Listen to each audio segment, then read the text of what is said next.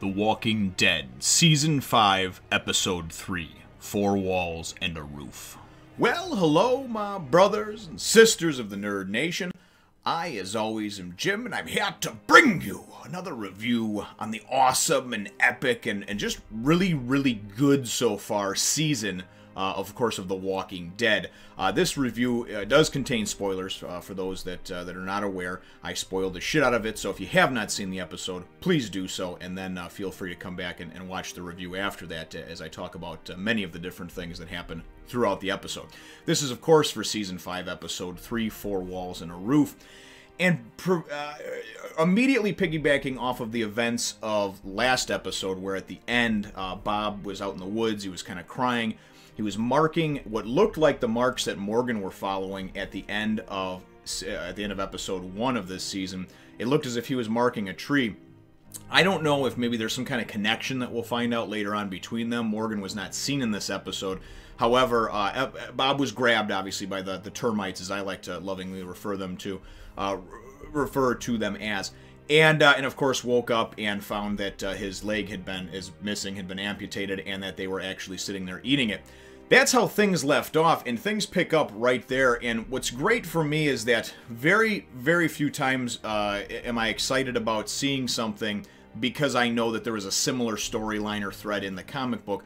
But this is certainly one that I enjoyed, and mainly because in the comic book, it went by in a few chapters. I don't know, what was it? A few issues, maybe it was 4 or 5, maybe 6 issues. So a lot of people referred to the Hunters and the Fear the Hunter saga as being very good and this and that. I found it to be short and very uneventful and unfulfilling. Just like in the TV show, there was not a whole lot of background on the actual Terminus people. Now, at least in the TV show, they had they decided to come up with this whole Terminus thing, and they kind of told the story in a backwards fashion. The point is, though, is that the events of last episode, right, led up to the beginning and opening of this episode, and they really show us a couple-minute montage of just some pretty gross shit, where everybody's just sitting around eating Bob's leg, right, while Bob's sitting there, and he starts just, like, at first it looks like he's crying. It looks like he's just crying, like he's beside himself, he's crying. The crying then turns into laughter, right? And Gareth, who really just kind of looks like some sort of, like, hipster that got kicked out of his local art college, he's sitting there going, "I'm trying to be human here, talk to you, Bob," and this and that. And Bob just starts laughing, eventually goes and pulls down his shirt and says, "You stupid pricks, you're eating tainted meat. I got bit. Why do you think I was out in the woods?" The nice thing about this is that this exact thing happened in the comic, and I don't want to spoil it for anybody. It was with different characters and such. But really, that moment where, where this other person woke up and found out that his leg was being eaten by these hunters, and then there's that moment where he just started laughing in their face and telling them basically, "Fuck you, you're eating tainted meat," and they all start spitting it out and throwing it up and everything else. The bottom line here is what winds up happening is they take Bob and they go and they pack him up. They go and they toss him out in front of the church and take off over there. And as everybody comes outside, there's some walkers outside. One of them gets sniped by somebody in a tree from the tree line far away. And that's really just to kind of, what that is it's scare tactics. Rick does not know, and his group does not know how many there are, where they are, what type of weapons they have. They paint a big A in blood, we presume, on the side of the wall to symbolize the train car that they had them in, stashed for food later, and now the church is supposed to be their next spot. That's what I thought it symbolizes. Like, hey, we're just storing you here to come get you later. And really, again, just like in the comics, everything escalates and winds up getting wrapped up very quickly. This whole situation with the Terminus folks dropping Bob back off, which even though he was, missing a leg and he was, tainted and about to turn, it was a nice thing for them to do because ultimately what it wound up doing is it wound up backfiring on them. They were hoping that Bob would give them some information as to their whereabouts and that Rick would get angry and put together a hunting party, as he does, and go to find him. Rick gives this great speech, and really what the whole premise of what the Hunters did was to rattle everybody, to cause dissension amongst the ranks. And that happened very quickly. Abraham, who's one of the biggest, toughest, probably strongest guys there, ultimately, whenever it comes to them being in any type of imminent danger, he becomes a big, pulsating pussy, is what he does. His mission is he's got to get Eugene safe to Washington, and he doesn't want... So he actually starts arguing with Rick and wants to leave in the middle of the night now, mind you, after they know and it's been revealed that these hunters know where they are and are watching them, right? And he wants to go and tuck tail and run. I kind of understand his viewpoint, but also I don't understand the whole thing because nobody else wants to go, so even Eugene doesn't want to go. And he's like, Eugene, get your stuff. And Eugene's like, I don't want to, like a little kid, you know? Then he's like, get your stuff. And he's like, okay.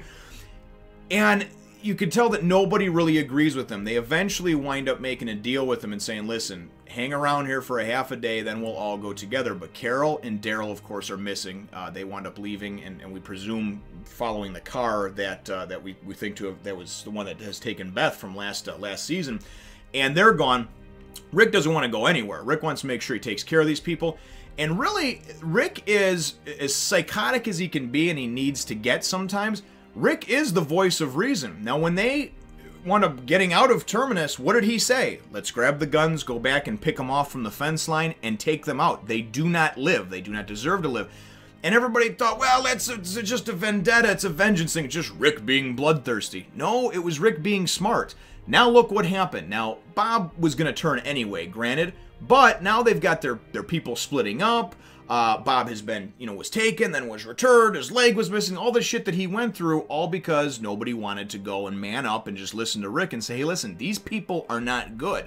Now, I don't condone going and killing people for no reason whatsoever, and I don't know how I would act in a post-apocalyptic world, but what fascinates me and many others, millions of viewers, about this show is that it is not a show about zombies.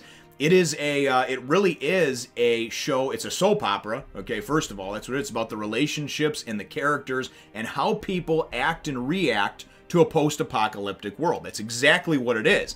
And there's zombies thrown in. But it could have been a super flu that killed everybody. There could have been it could have been aliens coming down from space. The idea is that once the rules and laws that govern society are thrown out the window and there's nobody to go and hold the reins, so to speak, how will people act and how will they react? Will you become someone who is a hunter, or you will become someone that's hunted? Will you be weak, or will you rise to the occasion and be strong? Many of these people never had held a gun, fired a gun, shot anybody, killed anybody, even harmed anybody in their regular everyday life with Wi-Fi and internet and Google and Kim Kardashian and Kanye West and all the other bullshit that gets put and plastered all over the TV that we sit like mindless drones and watch. If everything ended, though, could you say that you would still be a good person and stick by your morals and follow the laws and rules of society that are set forth? That really is the conundrum, and it's the pushing and pulling force in this whole series.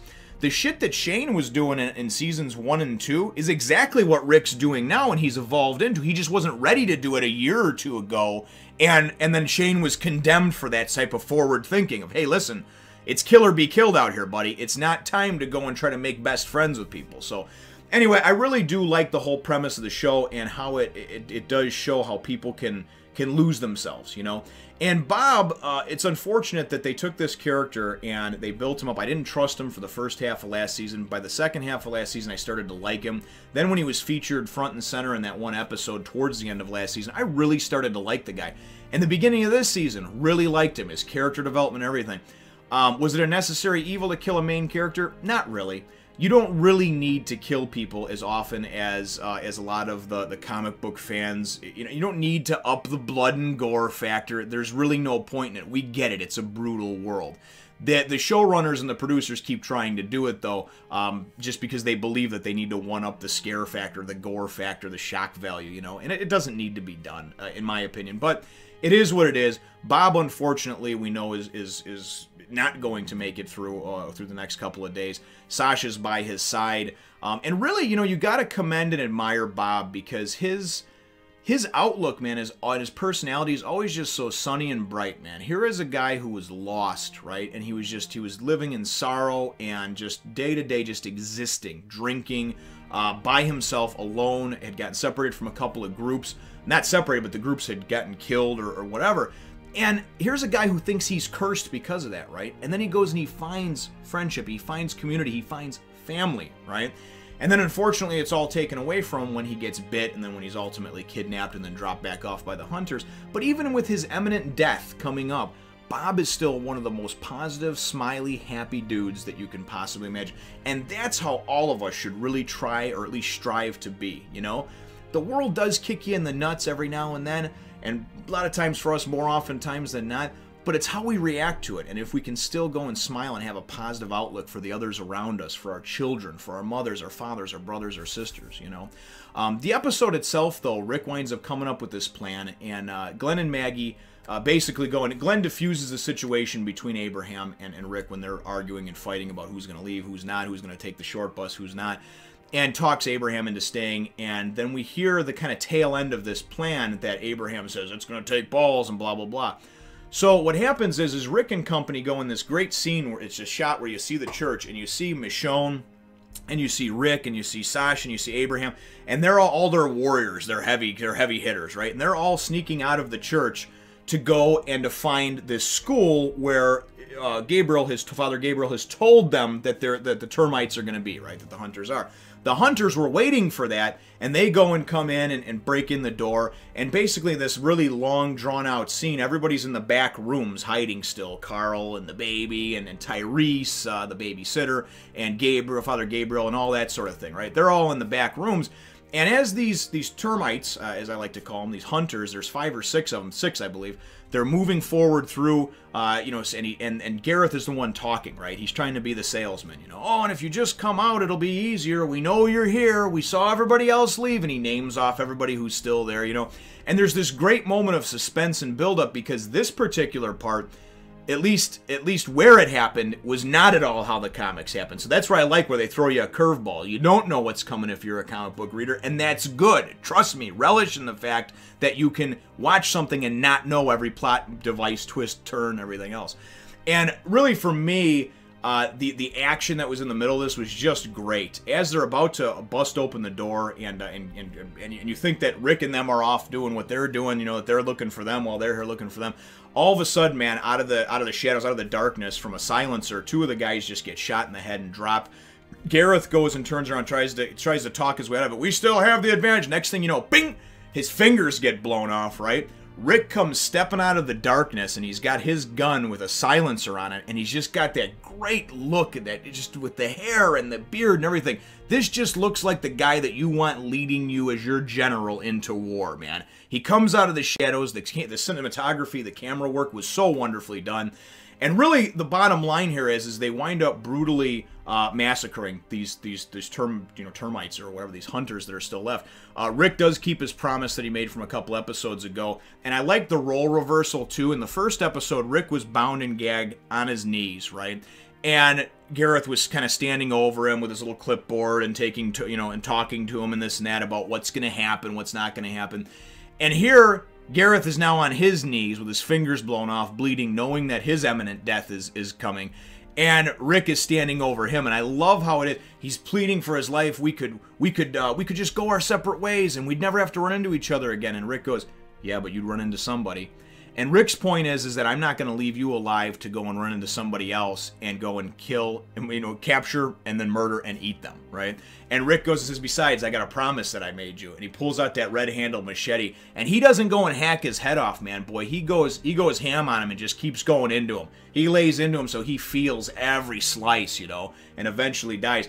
The other 3 or 4 are beaten to death and stabbed to death by Sasha, by Michonne. And, of course, Sasha's mad at them because of what they did to Bob. But regardless, Bob was going to die anyway, That, I guess, was the high point action-wise of the episode for me. But I really like, too, towards the beginning of the episode, Father Gabriel winds up coming out with what he did that was so terrible. And again, this was pulled directly from the comics, and it wasn't as impactful in the comics for me, but the performance of the actor that plays Gabriel, who I also heard was on the HBO show The Wire, he did a wonderful job. What he did is he was scared. He was just scared.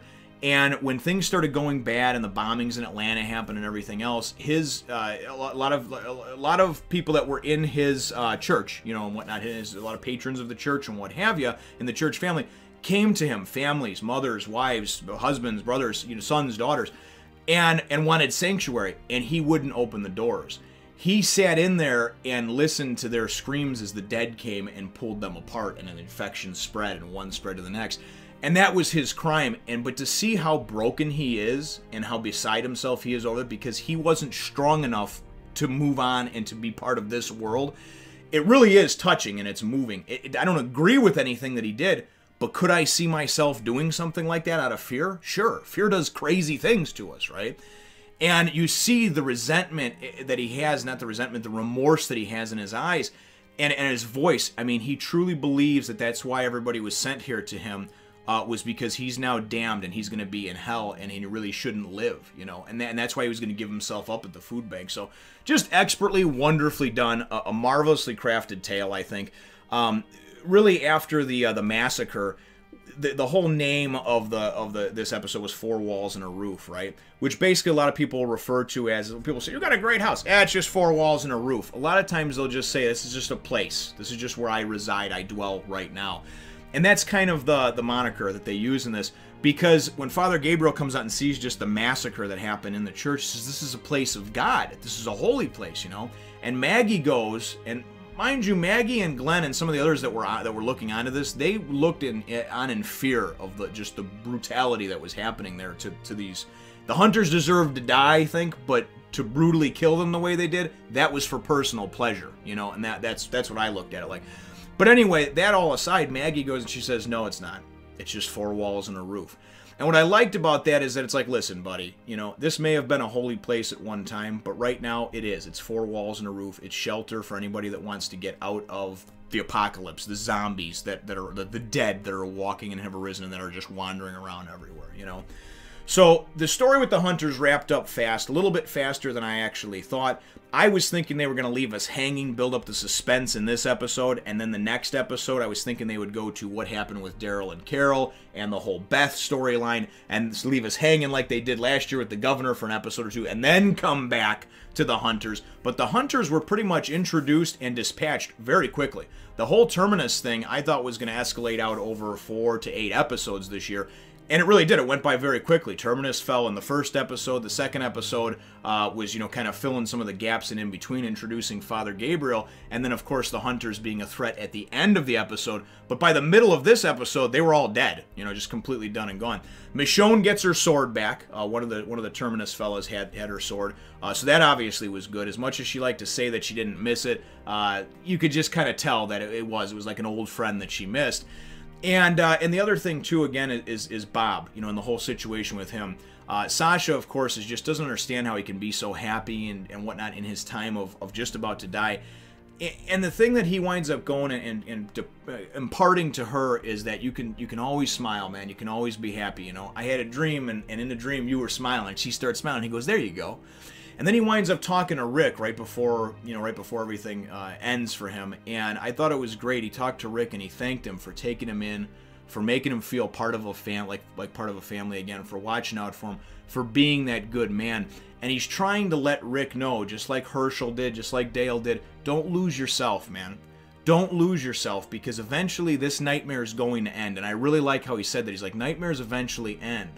But the thing is that you got to be able to wake up. You got to be able to come out of it. And if you do too much crazy, brutal killing with machetes like you just did, you're not going to be able to come back. And I love it because Rick's holding Judith, the baby, you know, and he says, look at that perfect little, how could that not make you happy? How could that not make you believe that this world is worth fighting for, you know?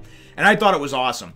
The end of the episode, though, was a little disheartening. Glenn and Maggie, after everything they've been through with the group, wind up keeping their commitment to Abraham and taking off with Abraham, Rosita, and Eugene in this bus.